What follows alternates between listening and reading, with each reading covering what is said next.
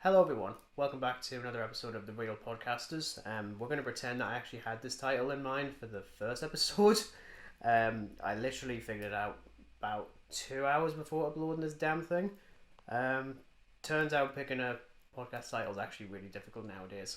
My name is Regan. I'm here with my co-host, the Dan. Hello. Hello.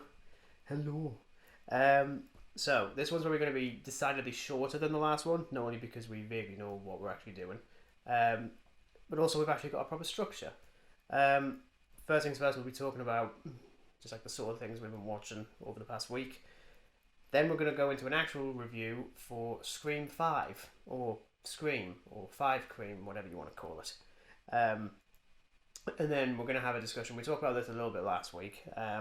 Wanted to talk a little bit about the state of physical media, at least what it's in 2022, because I feel like there's like a decent amount to talk about for us, because as you can see in the background, lots of blu-rays. As you can see in Dan's background, he hasn't got anything, because of course he hasn't. Can't exactly bring my vinyl collection, can I? Well, I mean, you could if you wanted to. You could just plaster it all over the wall, but just make sure you pull it back down. This is a rented house. Talk a little bit about what we've been watching. I want to start with you, Dan, because beyond the Scream movies, I haven't watched much else in the past week. Okay, well, I'll start off and say that I've sort of watched a mix of stuff now. As you know, Reagan, I'm a horror fanatic. Yeah. So I mostly watch horror films, but I kind of, I gave it a bit of a break. So I watched a few, those 80s action films. One of which I watched was Commando. Oh, Jesus. I take it you've heard of that then. I am very well aware of Commando. Yep. Well, alongside that, there was, of course, other films that Arnie was in, such as Terminator. Oh, was he? Yeah. Oh, that's what he was in. But not just Terminator, right? I've only ever seen the original Terminator. And then I kind of didn't bother with any other ones because I was just thought, well, I liked it, but I'm not sure if I want to watch the other ones yet. I am surprised with that with Terminator 2, considering bar a few people, I don't think I've heard of anyone talking negatively about Terminator 2. And I really wish I watched Terminator 2 straight after, rather than leave it this late, because I absolutely loved it. That is correct. You did. A phenomenal film. The other two, Terminator 3 Rise of the Machines and Terminator 4 Salvation, I liked them, but they just really lacked what Terminator 2 did, or even the first one for that matter. It kind of just, it had its own thing sort of, but it felt very rinse and repeat, and some of the story wasn't exactly great compared to the other two where they were so engaging. But aside from action films, horror, I've mostly been watching ones that I want to kind of go into. Sort of sticking with Terminator, I watched the second Child's Play, which I thought, with a Child's Play film, I wasn't actually looking forward to watching the sequels. Because I thought, well, I've seen most of the Chucky films, and in fact I think I've seen all of them, Curse of Chucky, Cult of Chucky, the reboot/remake of Child's Play. So anyway, I watched Child's Play 2, and I have to say, I actually like it more than the original. Oh, there we go. That might end up being a thing that gets repeated here on something. Definitely, but aside from Child's Play, it's just sort of been the odd horror film here and then, mostly a few re-watches and a couple of new ones as well. I watched the 2018 Halloween, and that has changed its rating. Okay, hopefully lower. No. Oh, God. It went up. Really? Yeah, by half a star. Oh, great. Half a star. So it was 3.5, and then it went up to 4 stars for me, because I know you haven't seen the Halloween sequels, but if you were like me and watched every single one, I honestly think your viewing on Halloween 2018 would change dramatically. I mean, just based off reading the synopsis and listening to other people talk about it, I'm pretty certain it would. Oh, absolutely, especially number 5 and number 6, and of course Resurrection, which I pretend just isn't a film. Yeah. Oh yeah, that seems fair. Yeah, it's interesting going from horror to something like Lion King 3. Full disclosure, I think Lion King 3 is great. Like, I have a lot of fun with that. There's so many jokes that there's actually quite a few that actually flew over my head as a kid, which makes sense, it's a Disney thing. back when they did just like direct to video. Now we've got direct to Disney Plus. Yeah. So that's not really changed. But I've always preferred Lion King 3 to Lion King 2. My girlfriend really likes Lion King 2. Mm-hmm. I've just never been able to get away with it. I don't know if it's the story not being as interesting or even just the look of it. You can tell it's immediately not a cinematic thing. Yeah. Lion King 3 kind of gets away with it being a pre-sidequel. I don't know if you've seen Lion King 3. I've only ever seen the original. I mean, you're talking a very long time ago here. Yeah. Well, Lion King 3 is... it details the origins of Timon and Pumbaa and their friendship. Alright. And it kind of retcons certain aspects of the original story to suggest that Timon and Pumbaa had a greater emphasis on the plot than it did in the original. Okay. Namely, they're the reason that all the animals bow at the beginning of the film because Pumbaa decides to fart. Oh. Now, they could have just collapsed from the smell. I like to think that they actually died. That would be quite funny for a kid's film. This took a very morbid turn, didn't it? Well, it's going to get even more morbid because then we've got Monsters vs. Aliens. I've watched a lot of kiddie movies this week. It's weird. A lot of Pixar, Disney stuff. Well, I mean, Monsters vs. Aliens is great. I absolutely love that one. Again, not a film I've seen, but people sort of give it quite a bit of praise. I mean, as I say, I'm more of a horror person, so all these like sort of kid animations just don't. I can't get interested in them at all. No, I mean, I'm fairly certain I saw Monsters vs. Aliens in the pictures. I think I did. One of the earlier ones that I've seen. Like, I've got a list on my Letterboxd, link in the description below. So, sponsored by Letterboxd, is it? No, it's not. And I think I've got like a list for every single film I've seen in the pictures, and I think that one's quite high, just because, like 2006, 2007, I think it was. He says as a resident cinephile, and he cannot remember what year Monsters vs. Aliens came out. Unbelievable, frankly. But no, I mean, like most of this week has just been rewatches, including Spider-Man: Far From Home, which has actually gotten slightly better on rewatch. It's interesting because that one I've only seen a couple of times, and each time it's gone down. Yeah. Mostly just because the story was just never as compelling. That being said, Tom Holland and Zendaya are absolutely adorable. Oh, absolutely. Granted, the only reason I rewatched it was because the plan was to go and see No Way Home again. Because it was shown us at the cinema across the road from us. But just other things got in the way and we just couldn't do it. And my girlfriend's not usually big on like the Marvel superhero stuff. Superhero-y stuff. Yeah, DC she's absolutely there for. Okay. I mean, like seeing her reaction to Zack Snyder's Justice League was brilliant. And I think she actually quite liked this one. I was always like glancing over every single time there was a scene between Tom Holland and Zendaya, and I could just see her smirking because they are absolutely adorable. So she was actually engaged in the characters. Yeah, she actually. And no, I kind of go with that. Like I'm sort of in the same opinion as you, Regan. I don't think that the story for Far From Home was as good. No. It's a good story, but it's. I didn't find it as sort of interesting as the previous entry. The first sequence with Mysterio and the illusions is absolutely impeccable, though. Oh, I think it's absolutely fantastic. But yeah, everything else has been just to like subtly segue into the next section. Scream. I hadn't seen any Scream until I think it was Sunday. I've done really well to kind of like purposely stay away from it because I don't really care for like slashers and stuff. Yeah, it's because I'm coming to it years later. Like it was the same with Halloween. I didn't see Halloween until last October, deliberately because I was going to go and see Halloween Kills, and I think I said to myself, I'll watch all the Halloween films. I didn't. Probably a good thing you didn't, as previously mentioned. No, I don't want to, frankly. I've got the original Summer Up There and Halloween Kills, which I might do a review of further down the line, maybe closer to Halloween Ends, if we're still doing this in October. Fingers crossed. But no, it was quite interesting going into Scream, because I actually hadn't realised how... Like, I'd seen more Wes Craven films than I realised. I thought I'd only seen, like, A Nightmare on Elm Street. I'd actually forgotten that he directed The Hills Have Eyes. Yep. Which I thought was okay, to be honest. You could tell it was on a budget, like, my goodness. And then I can actually remember, years ago, I think I asked for one of his films for Christmas, back when I still had, like, proper DVDs and stuff. There's a film called Cursed. Okay.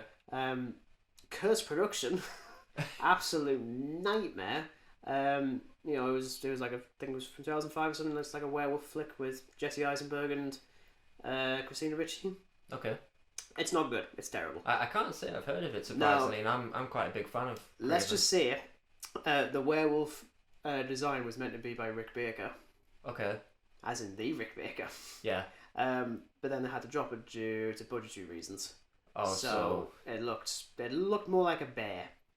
It looked more like the werewolf in Silver Bullet, which I don't know if you've seen that one. Again, no.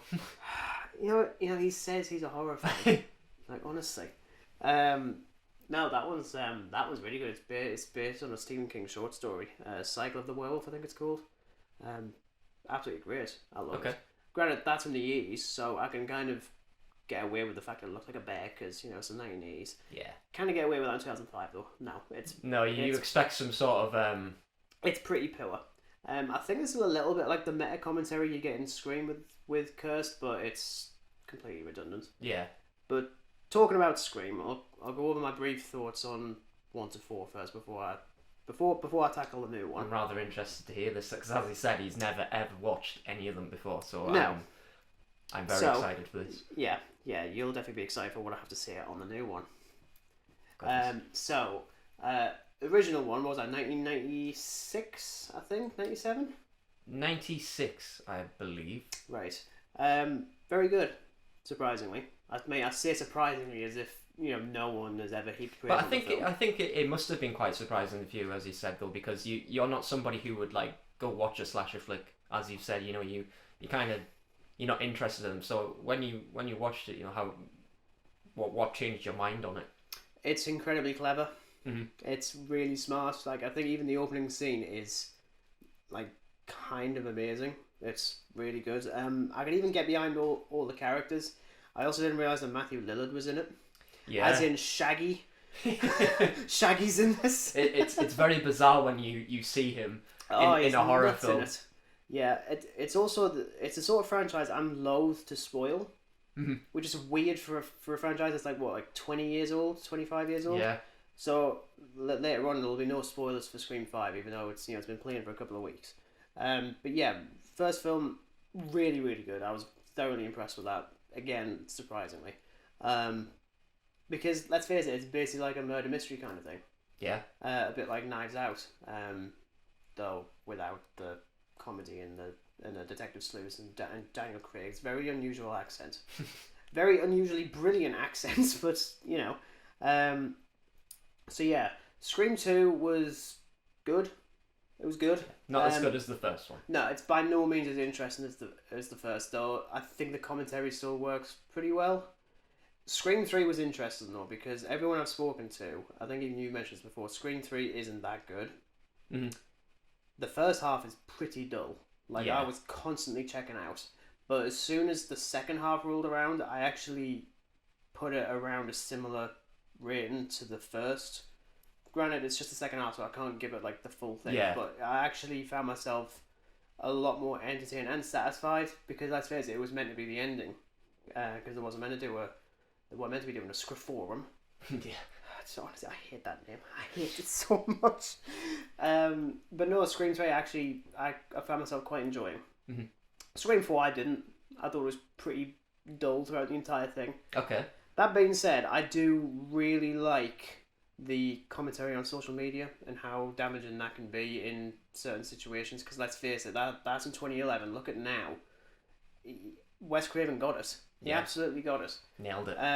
Yeah, so I can, I like that, but for the rest of it, I was just bored out. Yeah, I see where you're coming from with that, because it's kind of like 3 again, what you said. Like, I was sort of drifting off a bit during the first half. When the second half kicked in, it had my full attention. But with 4, you brought this new like presence to it and this new theme of like social media, which was done very well, I think. But the whole return to Woodsboro thing, I suppose that's a USP, the fact you're returning to where the killings happened. But it was it kind of failed to live up to like not making me bored as much. Like, it's not that it bored me, but it just didn't live up to it as much as the previous films did. Yeah. So obviously going into Scream 5, which granted I don't even think I was even planning on going to see. I think I'd seen the trailer like ages ago. The only reason I wanted to was because of the directing duo behind this did Ready or Not a couple of years ago. I don't know if you saw that one. That one was really good. It is on my watch list, believe it or not. So many things on your watch list. Oh, it's an ever-growing list, I can assure you of that. Yeah, but yeah, going into Scream 5 was quite interesting because I'd heard, much like with like the other ones, it was very mixed, I think, from some people. Some people really liked it, some people hated it, some people thought, what's the point? Some were like, it's fine. I'm going to come out and say it immediately because I think this is going to... This is the tension building. I can't even begin to describe the tension right now. Yeah, and it's over a freaking movie, like honestly. Well, let's see. We saw Halloween Kills together back in October. I gave that film biggest surprise of 2021 because I went into that thinking, whatever, and ended up really liking it and thinking it's the best of the Halloween franchise. Yeah. So when I say that I think Scream 5 might actually be my favourite of the entire franchise, I feel like I might be treading on hot coals, especially for the devout Wes Cravenists. But honestly, I had so much fun with this film, which is funny because it's not really a comedy. Mm-hmm. The humour that's in it is pretty minimal compared to the other ones, especially Scream 3. But that makes sense given that situation. This film... let's face it, the whole point of it is it's a middle finger to the way Hollywood deals with legacy sequels and stuff like that. It calls out Star Wars, even Halloween, I think it calls out a bunch of smashing of others, because it's very difficult to get like a nice balance between appeasing the older fans and appeasing new ones. This is still like a carrying of the torch thing or passing of the torch. But it's in no way patronising. It doesn't ruin anything, frankly. Though, I'm not going to lie, I did notice a few times it did call out people trashing the 8th film in a franchise for ruining their childhood. I wonder what that is. What is that?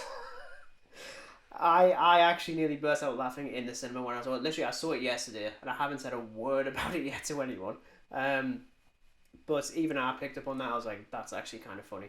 Because it's still quite endearing in that regard. It's not like, I'd say it's given like a middle finger to this sort of thing. Yeah. But it's not talking down to anyone. It's not saying, oh, well, I mean, if you think like this, then you're a piece of shit.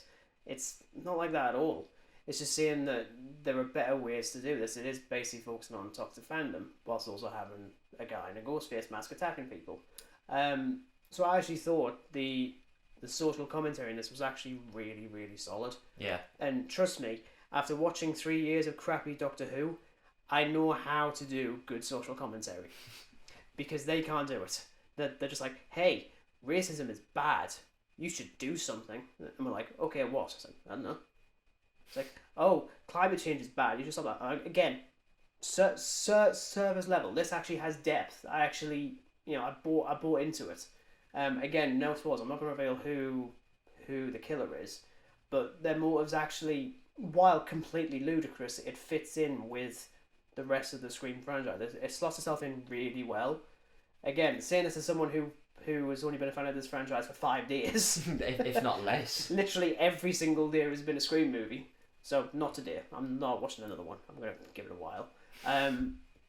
But I think one of the biggest surprises was actually the fact that I cared more about the new characters than I did the old. Yeah. Granted, they're all great. David Arquette, Courtney Cox, and Neve Campbell are all really, really good. In particular, David Arquette, he has a lot more to do than I was expecting. Really, really great. So I didn't realise how good of a performer he actually is. Not gonna lie, seeing Courtney Cox was kind of funny. I was like, I can still see you in Friends. That's annoying.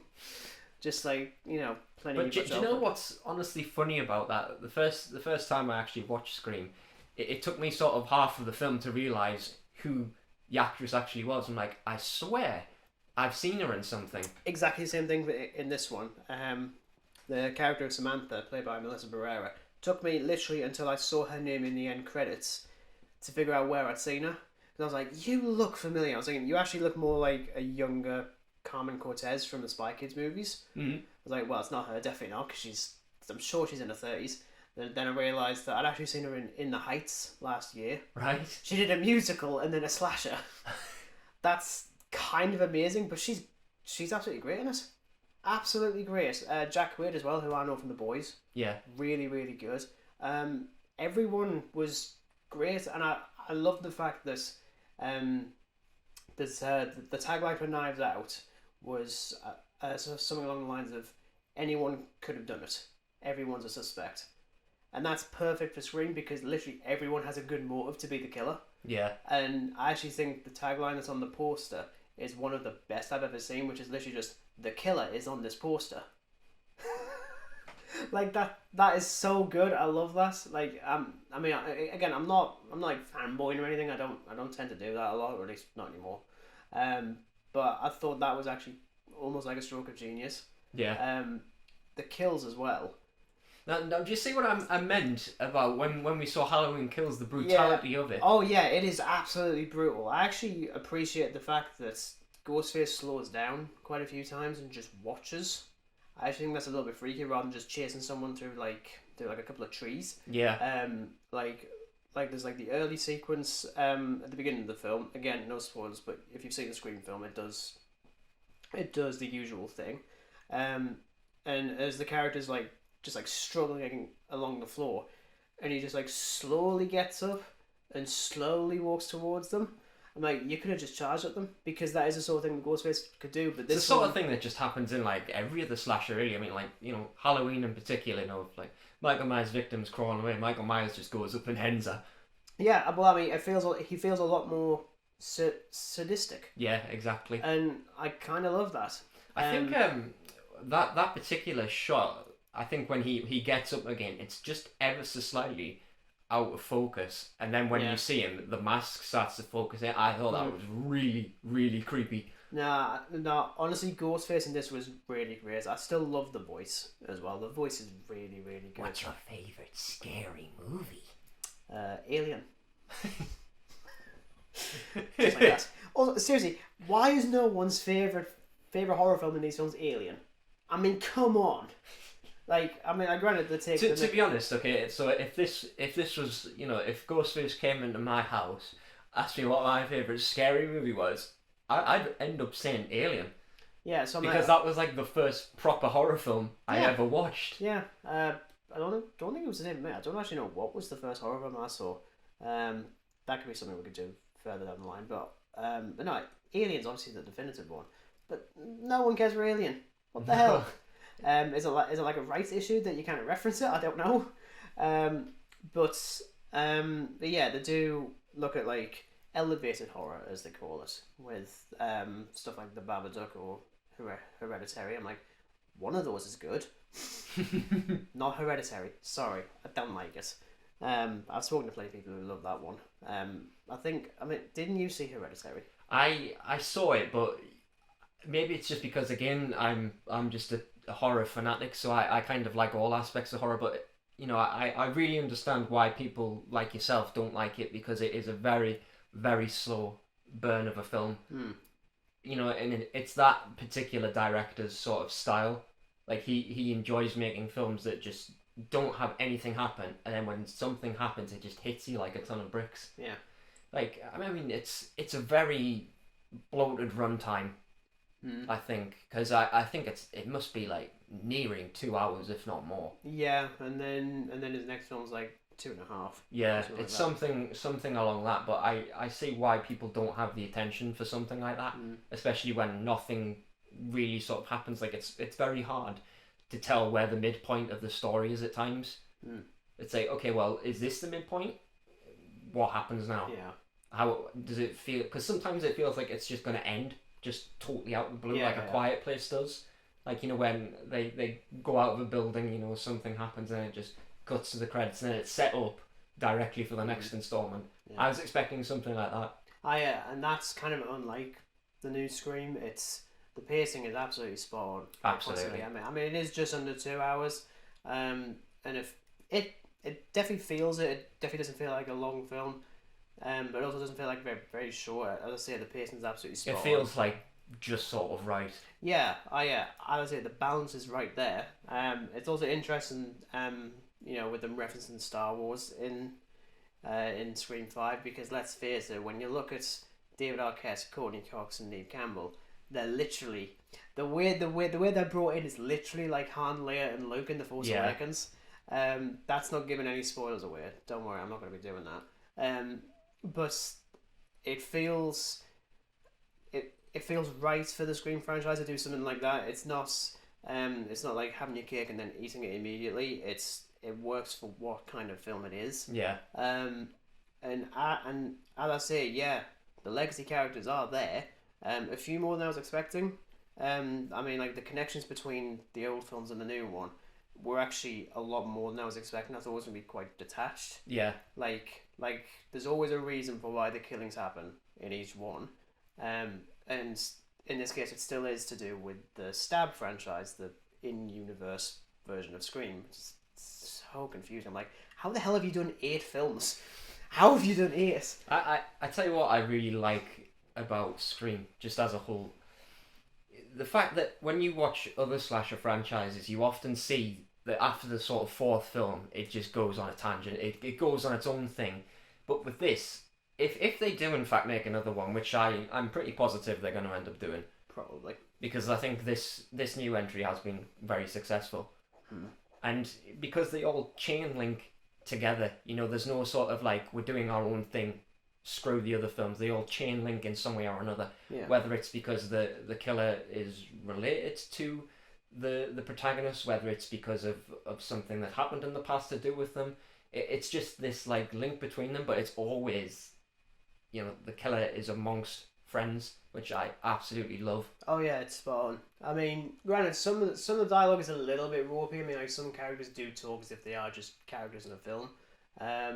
But at the same time, they also talk like actual teenagers. Yeah. Which I really appreciate. It feels like an actual teen slasher because you're having teenage conversations. Yeah, because Hollywood has always had a bit of an issue outside of like horror slashers and stuff in portraying teenagers pretty accurately in films. Like, to use a fairly good example, The Amazing Spider-Man. Yeah.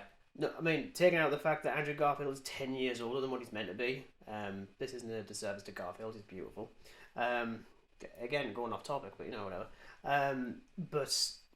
Even like casting age-wise was always annoying, and they always sound like they're adults. Here, they've cast people who are, as far as I know, pretty close to the ages they're meant to be. Yeah. And the talk exactly like that. The talk. They just sort of do what teenagers do. So I suppose in a way it just makes it believable. Yeah. Because there's nothing more annoying than when you have a horror film or any kind of film that has teenagers in it and they just do the sort of opposite of what teenagers do, because it's then the film's trying to convince you that these characters are teenagers, but like what they're doing is not typical teenage activities. Yeah. Like, they're not going to like parties or anything like that. If they're stuck in an office job or something, it's like, well, are you a teenager or are you like a 30-year-old man? I'd like to see that. That'd be quite funny. Just like Ghostface killing people in like an office of some kind. That'd be pretty fun. But I'm not the one making these films, so I'm probably not going to. No. I would absolutely struggle. But yeah, I mean, as I say, I do think it's a bit of a hot take to try and label this as the best in the franchise, because that, that's a pretty massive thing to say, especially with the legacy of Wes Craven, who I guess technically has 2 callbacks in this, namely at the beginning of the end credits where it says for Wes, which was nice, but also one of the characters' names is Wes. I was like, damn you. Like, even I picked up on that pretty quickly. I was like, oh, yeah, I think that's quite cute. Again, even as someone who hasn't been following this franchise for years, well, I'm not in there with, like, 20 years worth of nostalgia, or 10 years or whatever, for someone like you, for example. I'm just in it just to have, like, a bit of an entertainment. Just to give it a bash, really. Yeah. Maybe not with that specific wording, but, there you go. But, no, I was thoroughly entertained. I'd be happy to watch it again, which again I can't say for most slashers. Even some like Halloween Kills, again, I really liked.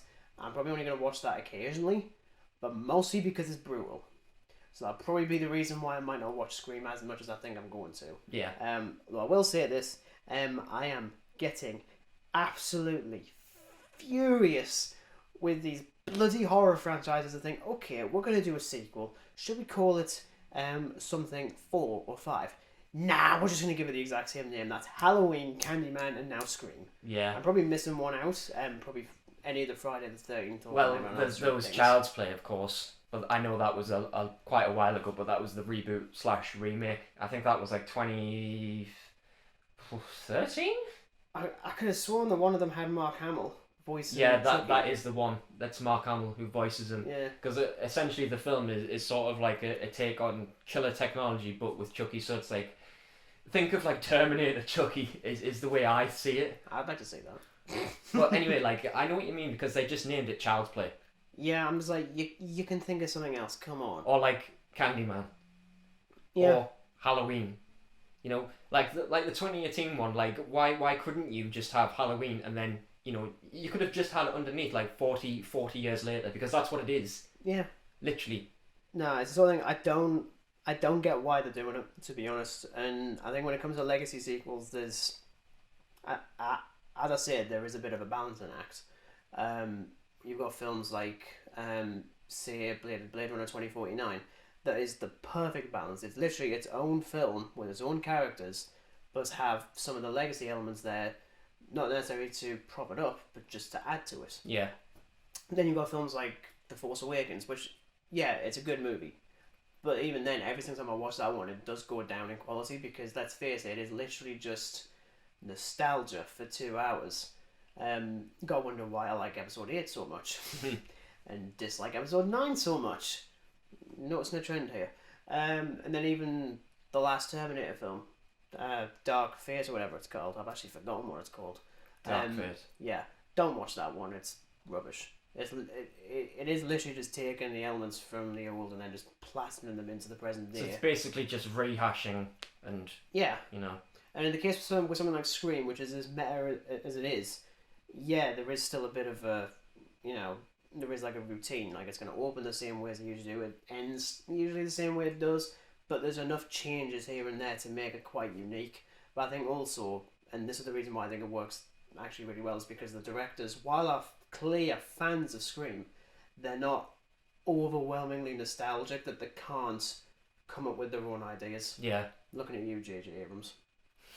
I mean, look, let's face it, he is a cracking filmmaker, don't get me wrong, but as soon as he did Star Wars, you lose a lot of his style. Yeah. Because it is just, oh, well, I can't do this because George wouldn't do this. Mate, you aren't George. Why do you think people appreciate the prequels so much now? Because they're bloody different. As I say, getting to Denis Villeneuve to do Blade Runner 2049 as opposed to Ridley Scott makes sense because it creates something different. Getting the guys behind Ready or Not, I can't even say their names. They've got really long names. I think actually they're part of a little trio of filmmakers called Radio Silence. I believe that's what they're called. So I'm just gonna call them Radio Silence because that's what they're called. But they've got enough love for the old Scream movies, but are quite happy to be like, well, we don't need to do this because let's face it, this is the fifth one. Let's do it a bit different. Let's change things up, and it works surprisingly. And I think that the thing that made me fall in love with this new entry was that one of the characters, I can't remember her name. I mean, I only watched this the other day as well. Well, rewatched in cinema. One of the characters, and this is what, maybe it's just like, I think it's Scream 4 as well. Scream. Yeah, Scream 4. They have a character who's very knowledgeable on film. Yeah. And then they're all together and they're kind of discussing, well, it's a requel now. There's new rules. They're bringing new things to the table while also keeping the old things, but are doing something different with it. Yeah. Like, I love that aspect. Oh yeah, definitely, and I still really appreciate the fact that it's still constantly one-upping my own theories as to who the killer is. I'm like, it could be this person. Oh no, wait, it's not because they're dead now. Oh, it could be this one. No, it's not going to be that. And I was adamant on who the killer is for quite a while, so that bit didn't surprise me as much. But it still surprised me in other areas with who could potentially be the killer, killer or killers, whichever. I think for the new one in particular, I found it quite hard to determine who was the killer until like we actually saw the killer. Yeah. Because everyone was so like paranoid of each other. Yeah, to be honest, I mean, I think that's actually, again, going into, we're still in the age of social media. I actually think, because I've seen some people criticise the way that these friends interact after everyone starts getting suspected, and the people are like shunning people away, and the people are like, well, I mean, people wouldn't do that. Yeah, they would. Yeah. They would absolutely If do I that. found out you were, in fact, the killer, I'd be straight out the front door. You know? I haven't got a ghost face mask, so I can't. I do have a plague doctor mask somewhere, so I could probably do that. But again, I don't see why people would criticise them acting weird, because that's the way you'd act. Like, what do they expect them all to just sit around and say, oh, you're the killer, oh, that's no problem.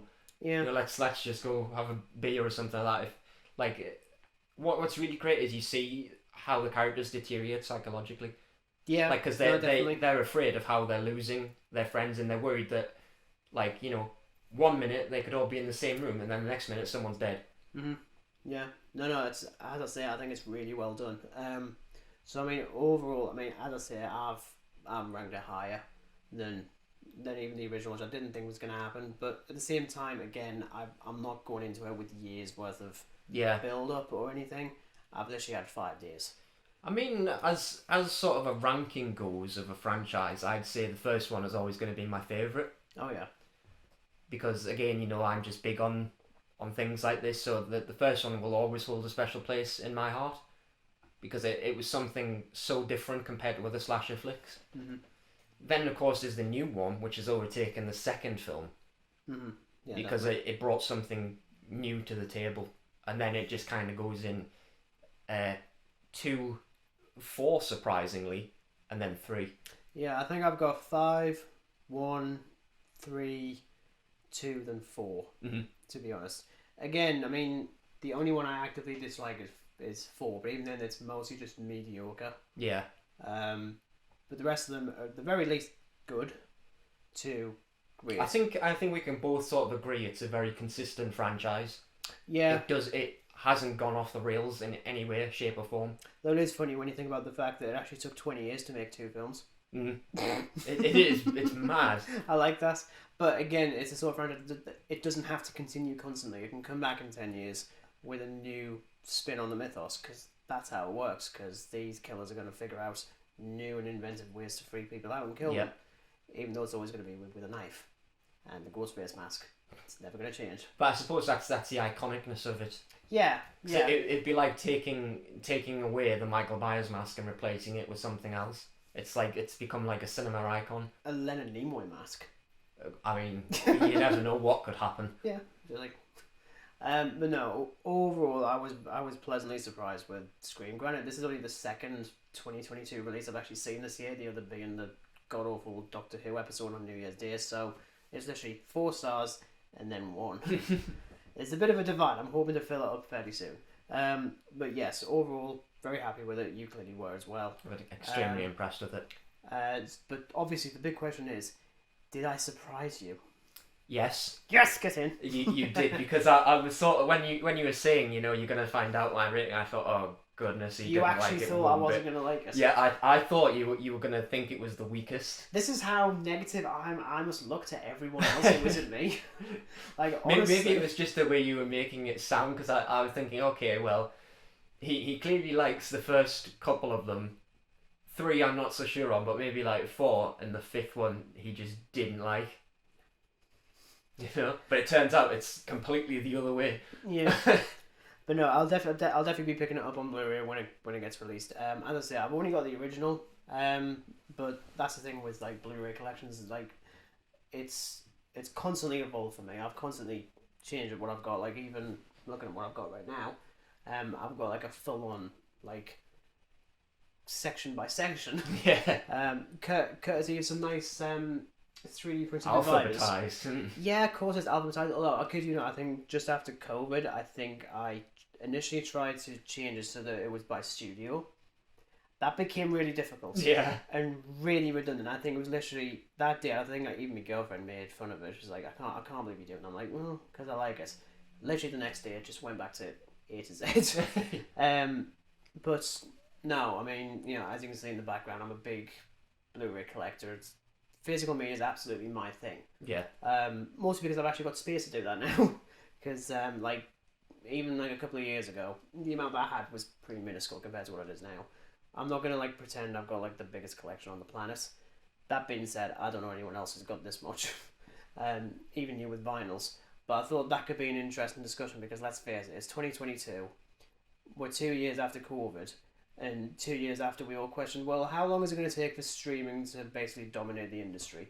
I think we all said pre-COVID, probably give it maybe 5, 6, 7 years.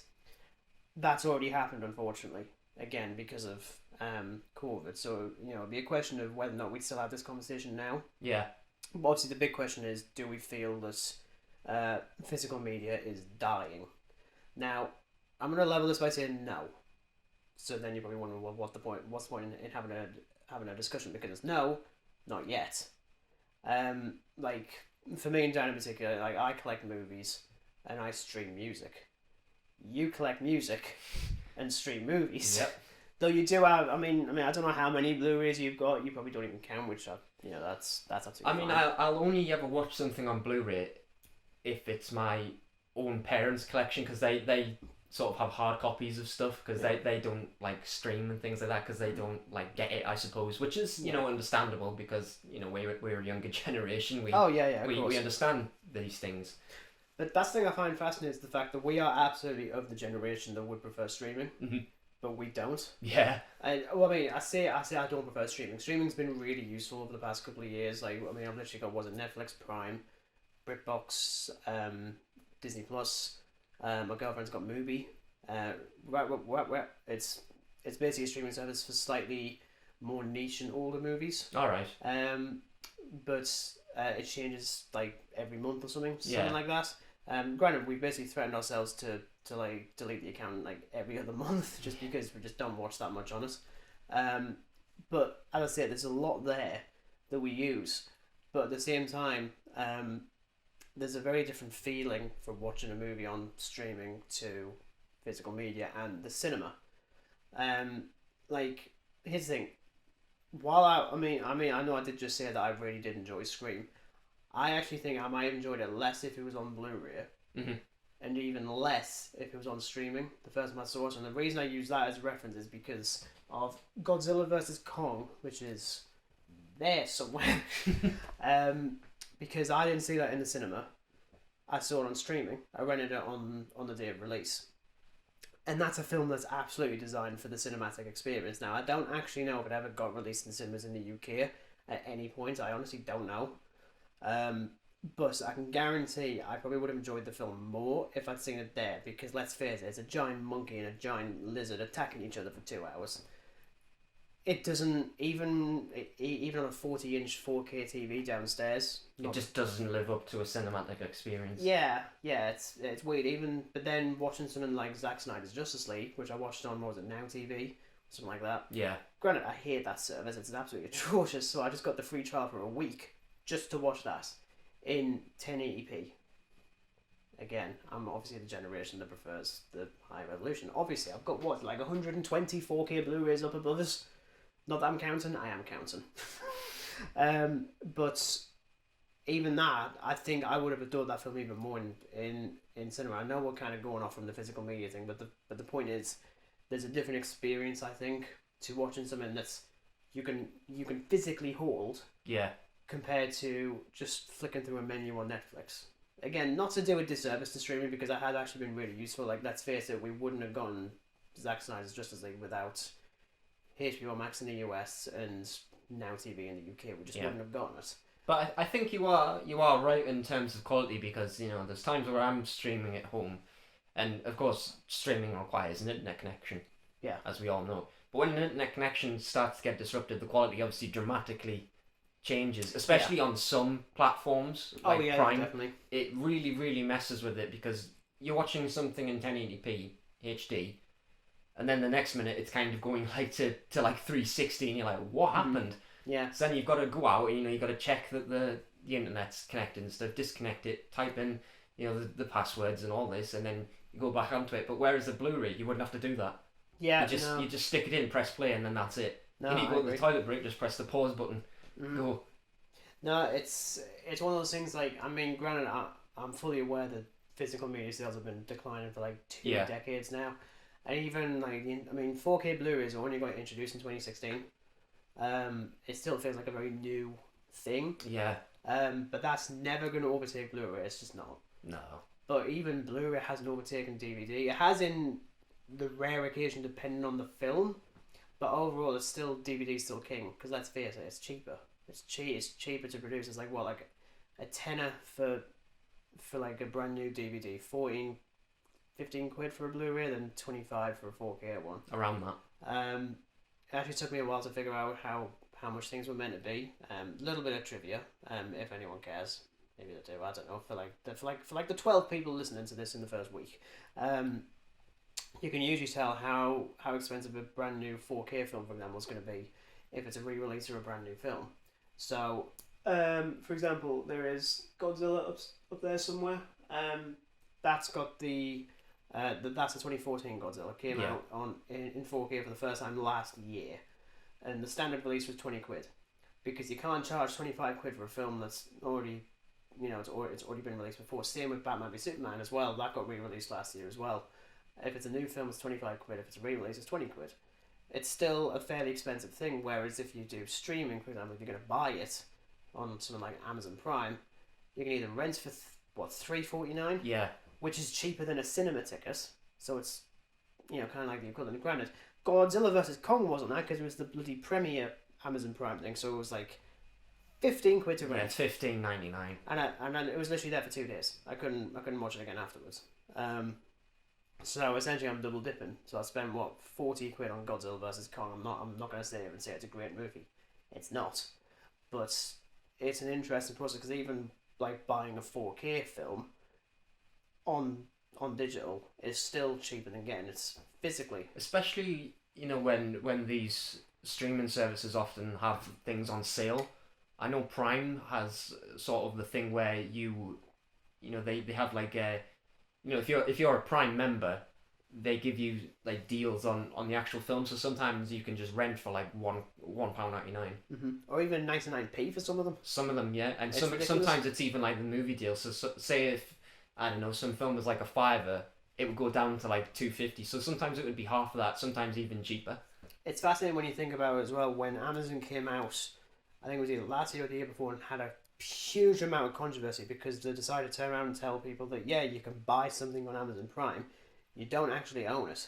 Yeah, it's not actually yours. It's still ours. You're still just you're basically paying for a license. Yeah, and I'm like, whereas say for example, I pick up the Alfred Hitchcock collection behind me, that's mine. Yeah, technically, unless we go into semantics of who made it, therefore it's theirs and blah blah blah. But I bought it myself, it's mine, I can physically haul it, whereas something on streaming, which granted occasionally I will buy film streaming because I cannot get it properly in the format I want. Yeah. Like physically. But again, that goes down to like literally a reason of I can't actually own it myself, so I'm gonna go with the next best thing. That isn't the first thing to do. And I also want to illustrate the fact that I'm not trying to talk down to anyone who does this sort of thing. As I think we both know plenty of people who much prefer streaming. Yeah. Which again, all the power to you. That's absolutely fine. But it's just quite fascinating to think about, especially like the whole reason we decided to talk about this was because a couple of weeks ago there was a news story that broke about Tesco announcing that we're going to be dropping sales of CDs and DVDs in their shops, which came a year after Sainsbury's saying they were going to do exactly the same thing. Yeah. And I was like, oh, this isn't good. Granted, I haven't bought like Blu-rays and stuff from them for ages. Mostly, Sainsbury's because there's not one nearby because they're expensive as hell, and Tesco's always had like a rubbish section anyway. Yeah, I think that's the trouble with supermarkets having releases like when a new film comes out, like they'll get it, but then like that film's there like 7-8 months later. Mm-hmm. It's like they don't have a large enough category or catalogue. I mean, to be honest, fair enough. Tesco's saying that it's literally, as you say, they're a supermarket. They sell other items and stuff as well. So maybe we're jumping the ship. But then I'd argue we're not, because of what happened to HMV a couple of years ago. Yeah. Like I can't count how many times that poor thing has gone into administration. Countless amounts of 3 times. or 4 times, I think, in the last 10 Easily. years. And let's face it, I mean, that's where I get most of my physical media. That or Amazon. again for the convenience. But Amazon you buy on a Blu-ray. Yes. But it's fair to say that sales of like physical media has been going down. But what I think the reason why I'm not as worried as I think I was initially before we started recording this was thinking about the fact that look at laser discs in what was like the 70s or the 80s. Music equivalent was vinyls. Then we got VHS and cassette tapes for music, and then DVDs and CDs. Vinyls have popped up again. Granted, I still think it's probably still a bit of a niche kind of thing, but let's face it, the popularity for vinyls nowadays has jumped. I think as somebody who was a primary record collector. Well, exactly. You've got to think that like CDs are awfully compact and convenient, whereas vinyl is difficult to store. But vinyl just has a so much better, superior quality to it. Mm-hmm. And I think countless sort of articles have been published to say like vinyl outsells CDs again for like the however many times in a row, kind of thing. But for me, why I collect the physical side of that, and in particular why I collect a certain genre of record, which is film scores. Mm-hmm. Is because like I feel like you can't get enough out of streaming the album on a streaming site compared to a vinyl record. Yeah. Like for me, I picked up like Scream 1 and 2 on vinyl. That comes on blood vinyl as it would, Blood vinyl, I don't know that one. So basically when you get an LP, the record itself is coloured. Right. Most of them are just black, which is standard. So it's literally just the colour of blood. Essentially, yeah. As you do. But then I guess that can kind of go back to it is that it's presented more as more like a boutique item, more like a gift. Yeah. Because let's face it, they're pretty expensive. They're what, like 30, some of 40 them, quid? and I think that again can kind of link in with Blu-ray, because some vinyl records are very expensive and sort of overly expensive. Because there's been times where I've walked into HMV and I'm looking for a specific soundtrack. And one I had my eye on was Gladiator, Ridley Scott directed. Mm-hmm. And I loved the score for that. I thought, I want to get this on vinyl. It's not going to cost me a bomb. The film's quite old. Yeah. And I was really wrong. It was the best part of like nearly 40 quid. And I thought, what? I mean, this whole thing where like I might like turn my nose at you spending that much money on a vinyl, but then I'm not gonna say I'm happy to spend that much on a Blu-ray. I'm still very, very careful, especially nowadays. I mean, let's face it, it's post Christmas. Yeah. I'm struggling a little bit, but even then, when it comes to stuff like the Criterion collection or our video, literally, I'm looking at the Godzilla collection again because it's still on the floor because it doesn't fit on the bloody shelves. That thing was what? That cost me something like 80 quid or something. Yeah. And it's usually 180 or something because it's like a proper collector's thing. It's I think as I've said that the ground is shaking in terms of or changing, I should say, in terms of where I think physical media is going to go. I think especially with it was similar to what was going to happen with cinema after the pandemic. I mean, literally, that pandemic screwed up everything. Oh, everything. I mean, obviously, it kind of goes without saying. Ruined everything. Yeah, but in terms of like the film industry, bugging things up, you couldn't shoot anything. Constant delay in film production. Yeah. Releases. I mean, poor bloody Bond got delayed 4 or 5 times, and that's why the film cost over 300 million because he had to keep on marketing it every few months and. Bloody dragging Daniel Craig out of the retirement home to go and do interviews. I'm like, I'm fairly certain I retired like 3 years ago. No, Daniel, you're gonna have to do it now again. There you go. I'm pushing the boat, but it is literally the case of like that thing screwed everything up. Yeah. And I think that's why we initially thought ourselves 6 or 7 years before streaming becomes major.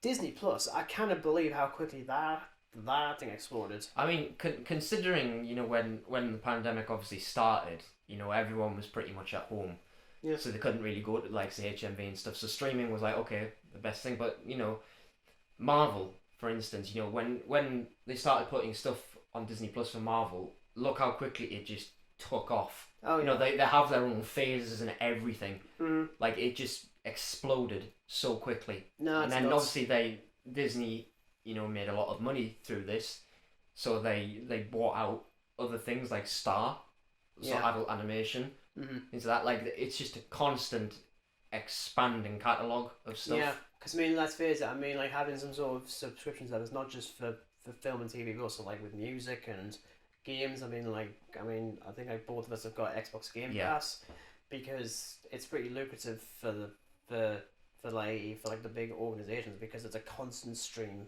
of revenue coming in. That's probably why streaming has become as popular as it is, because it's just constant, as opposed to you buy the Blu-ray, it's 15 quid, that's it.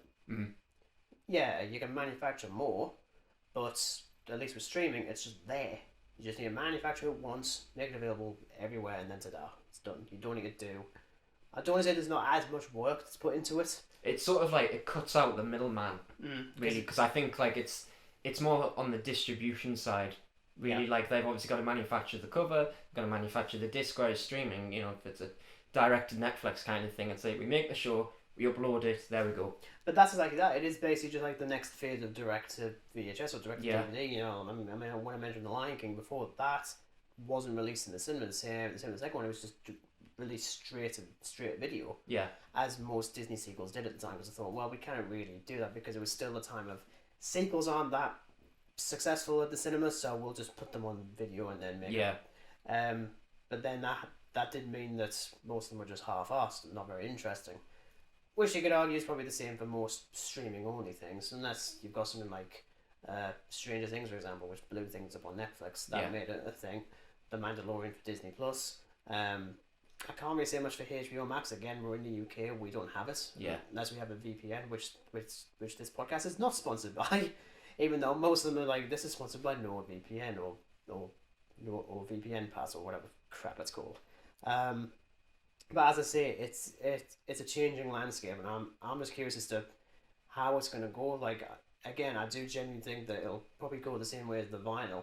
It'll go out of, you know, like, interest. Most people will focus on streaming, and then a few years down the line, they're like, oh, we'll focus on the boutique Blu-rays and stuff like that. Charge people a little bit extra, and it's considered like a gift item. I think that's exactly sort of what it's going to become, because I think even now, when you go on to like a site that has like a special edition Blu-ray, you often see a change in the cover, or like it has extra things on it. So I suppose the way they get you is by saying, look, we've re-released it, brand new cover, comes with, you know, this, that and the other. It's got like however many minutes bonus features. Yeah. So I suppose in some ways you could say that in order to revive it, they've got to make it like vinyl. Like, they've got to make it collectible. They have to make it like a collector's item, yeah. A collector's item. Yeah. Like, one of the scores that I own is Avengers Infinity War on vinyl. And it's a deluxe edition of it. And the way that they've sort of marketed it is not by putting it like... They've made it look lovely. It's coming in this like, what's called a gatefold sleeve. So you basically unfold it. It has 3 discs in it. And the discs are coloured like the Infinity Stones. So I only have the Infinity War at the minute, but I plan on getting the Endgame one, so I get the rest of them. Yeah. But essentially, I think the Infinity War ones are red, orange, and yellow. So they represent those particular colours of Infinity Stones, because it's a very clever way of marketing something. So that must mean the other 3 Infinity Stones are going to be referenced on the Endgame one then? Yep. And I think those ones are the green, blue, and purple. Yeah. Yeah. I think it's a purple? Yeah. It is. So I know me Marvel. So again, it's sort of like persuading collectors to go out and buy it. Yeah. You know, because to me, that's like, wow, you know, it's not generic. It's something that I'm going to have for a long time. I'm going to play a lot. Yeah. I mean, let's face it, I'm pretty certain you're still not going to get the Justice League one, which is £200. But again, that kind of links into... 200 quid! Leaks into, you know, what we were saying about the price of things. Like, for something like that, it is awfully expensive. And oh, yeah. Yeah, it's 7 discs, and I suppose, you know, if you think of the kind of price of vinyl at 20 quid each, so you're doing 20 times 7. So, you know, you could say, well, you know, it's around the same kind of thing. Yeah. But then you're paying for, like, the box set itself. Which looks absolutely beautiful. It does, but there is actually something a lot more expensive than that. So there is the Nightmare on Elm Street box set as well, which is all the Nightmare on Elm Street films, bar the remake. Okay. And that's on vinyl. It comes in like a box set, and it's from a record company who specialises in sort of the production of soundtracks on vinyl. Right. And anyway, it's these on vinyl. Comes in a big sort of chunky box, and I think it's near 300 quid. Ugh. But bearing in mind it's like 7 films, so you know some of these are actually like double LP. But the one that is the most expensive soundtrack I have ever seen in my entire life is actually the vinyl of Godzilla, the Showa era. Oh right, okay. And there's 18 discs, all multicoloured. Obviously. So it's every single Showa era Godzilla on vinyl. Okay, so Hans, so for reference, that thing the Blu-ray one that I've got resales for around 180 for the Blu-ray. Yeah. Are you telling me this is like... Oh, okay. Okay, can I guess? You can guess how much you think it's going to be, because I know this will be interesting. Okay, Hans, so Justice League was 200. Nightmare on Elm Street. Near 300. Just near 300. I'm going to go... I don't want to say 400. Tell me it's not more than 400. It's almost £500. Are you kidding me? It is the most... I think it actually could be the most expensive like vinyl collector's thing anyone could ever buy. I have no intention, because to me that is like... That is... What? Yeah, that is like a couple of... what's that, like a couple of weeks worth of wages? Exactly. That's like as lovely as the discs look, it's like, well, you know, I could go on eBay and just get like a Godzilla soundtrack anyway. Yeah. Probably less than that. Oh yeah. Like, yeah, I think that there are some you can buy. I know there's not every single one, but there's something like, you know, Kong versus Godzilla. You know, you can, like, from whenever, like the 60s or something, you can buy that on vinyl. 1962. Something like that. You can buy it on vinyl for like what, like 20, 30 quid. Bargain. Exactly. Oh my god, no, that's actually... Yeah, okay, so basically, the conclusion that we've got from that is, Blu-rays are still a thing, but they're going to get, 45 times more expensive in about 10 years? Oh, I cannot wait to own the soundtrack to the line... Well, no, sorry, I can't wait to get, like, the collector's set to the line thing for about £300. And the worst thing is, I'll probably still buy it. Because I think that's the thing, because I'm much like this, because I'm telling myself, you know, I'm not going to do it. And I'm really guilty of this, because I've just done it. There is obviously I got the Halloween Kills score before I actually saw the film, because I knew it was going to be good. Because it was composed by John Carpenter, so I love John Carpenter's scores. They're brilliant. Yeah. So got it. You know, it came on black vinyl, which I thought, okay, it kind of goes with the cover of it. But then obviously as the film came out, there were more releases of this soundtrack on different vinyl. So on, you know, browsing my, you know, local sort of shops and things like this, I spotted... Tesco. No, not Tesco. This was just an online shop, record shop somewhere, you know, just online. And anyway, noticed Halloween Kills, and I thought, oh, okay, this is interesting. So the vinyl of this is orange like a pumpkin. So it's coloured like a pumpkin, right? But not only that, it's got red in it. So it's splatter pumpkin. So it's like blood on pumpkin. And I just looked at that and thought, right, buying it, you know? Like, you tell yourself you're not going to, but they make things so attractive and so marketable, you just have no other option but to buy it. Does it have the exact same music on? Yeah. It's literally just a different colour disc. The worst thing is, right, I do laugh because I think it's absurd, but then I've done exactly the same thing. Yeah. You know, literally, even the Godzilla 2014 one, I literally got the original 4K release for that about 2 weeks prior, and then HMV put out the first edition, so it's like a collector's thing. I mean, granted, you know, I can grab it down wherever it's gone. So, you know, for reference, we'll go with this will mean nothing if you're just listening to this. You can just hear some like rustling of things. So the regular 4K release looks like that. Mm-hmm.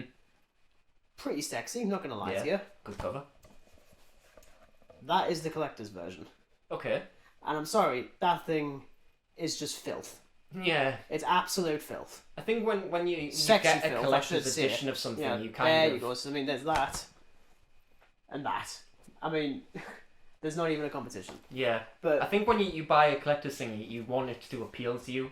So You sometimes want- I suppose yeah. you are disappointed when you pay X, Y, and Z for a collector's edition, but like the actual like content of it looks better than the cover. Mm-hmm. You know, I can say I've never had that, truthfully.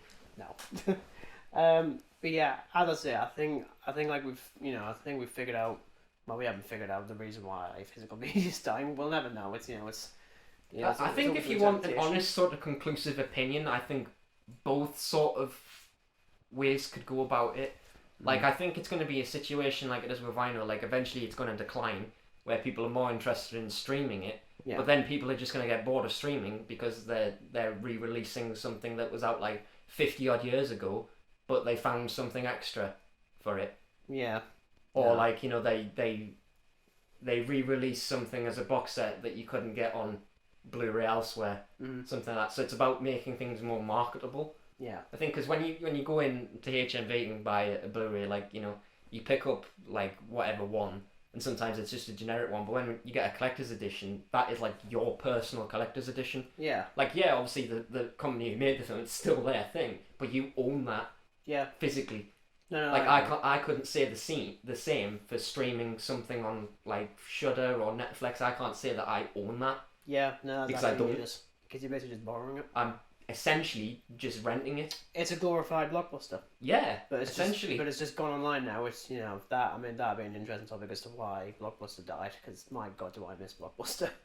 But no, I think it's safe to say I'm definitely still going to continue collecting them. Oh. Maybe not to the extent I did with this. Yeah. Until Zavi do 3 for 30 on 4K, I'm like, right, I'm just going to do that 3 times.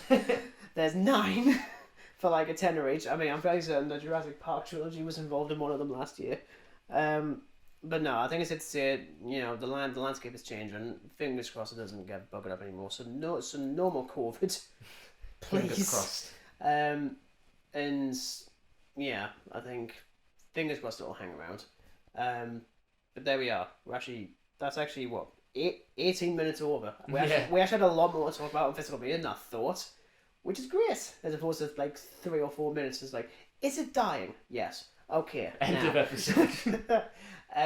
So thank you for listening or watching if you're using that, because it's actually working now.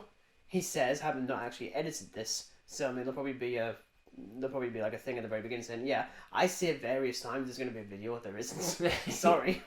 But yeah, thank you for watching and listening. Hope you enjoyed it. I think this was decidedly more structured than last time. The initial plan was to try and do this each week. I'm quite busy next week. I'm glad I caught that bit on video. You utter simpleton, honestly. But yes, the next one I would like very much to talk about. You've done it again. Yeah, sorry. He's gonna put this in the blooper reel. Yeah, no, this isn't the blooper reel. This is just the episode. This is just classic. You can't get this anywhere else. I'll try again. By the time that we get to the 3rd episode, the Book of Boba Fett will have finished on Disney Plus. So I'll definitely be talking about that because I've got a few things to say on that. It's quite interesting. But I'll be saying it to someone who hasn't watched that or The Mandalorian. Who will be watching it soon. Within preparation. Within 2 weeks. Right, deal. So you're going to watch 3 seasons worth of stuff in 2 weeks. I'll try. I mean, if I can get through 5 Scream movies in 5 days, you can do The Mandalorian. Like, at least The Mandalorian, okay? Because The Mandalorian is so good. Bar a couple of episodes that are pretty terrible, but, whatever. But yes, I'm very much looking forward to that. So it'd be nice to have someone to bounce back off, because then I'd be worried about spoilers. Because I am very much that person. Like, if you utter even a little spoiler, it ruins it entirely for me. Like, I think actually, before we actually finish up here, I think there was something on, I think it was Disney Plus, Flight Plan. Yeah. That's what it is. It was a film from, I think it's the 90s or something, with Jodie Foster. And the synopsis tells us that something along the lines of she thinks that a kid is vanished on a flight. Yeah. That, like on a plane that they're on. And everyone's like, well, no, we don't believe it. There was no kid on. literally the promo on Disney Plus looks like it's from the very end of the film because the kid is there and it reveals the villain. Spoilers for everyone listening, for those who didn't know Flight Plan. Even I was looking and thinking, what the hell? I was like, right, I was interested, I'm now not. Click off. Not unless that's just the opening scene and it's just like Scream. And it's just really meta. And it just subverts your expectations. I doubt it. Come on, it's a Jodie Foster film set on a plane. Come on, it's not going to be that. Regardless, thank you very much for watching and listening. Next time we'll definitely be talking about The Mandalorian and the Book of Boba Fett, because I really want to hear your thoughts on The Mandalorian, because I cannot believe you haven't watched it. I know. I cannot believe it. Do you know what? I think, in all honesty, I've maybe watched 1 or 2 episodes, but quite a while ago, so I'm just going to rewatch the entire thing. Oh, you should. So, yes, look forward to that in a couple of weeks, unless it's later. Hopefully not. I'll try and keep this quite consistent. But until then, thank you and goodbye. Bye.